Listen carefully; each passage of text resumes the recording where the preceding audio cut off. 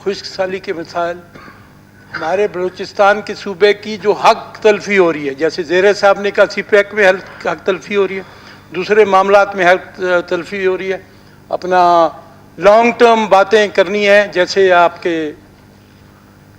Asad Bloch साहब ने कहा है।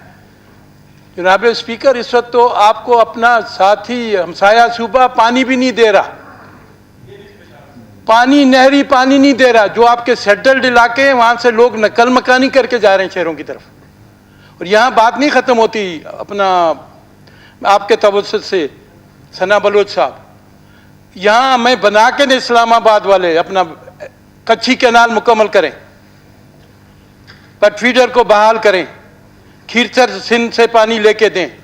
जब हमें ज्यादतियाँ अपने विदिन द, एक तो इंटरनेशनल स्कीमों में हमारे साथ ज्यादती हो रही है, एक विदिन पाकिस्तान, उसका भी तदारुक हो। ये सारा उसकी वजह से भी हमारा मसला है। ये बिजली तो विदिन पाकिस्तान आपके लिए मसला बना हुआ है, इनका वजाहत होनी चाहिए। जल्दी में ये करारदाद ना लें, अभी रिक्विजिशन करें, 2 दिन के बाद इजलास मंगा के फिर इसी करारदाद पर मुफस्सिल बात करके ख़त्म करें। अभी दस्तखत करें रिक्विजिशन की, उस स्पीकर साहब को जमा करें, 24 घंटे 48 घंटे में मंगाएं हाउस, उसी में ये कर दें।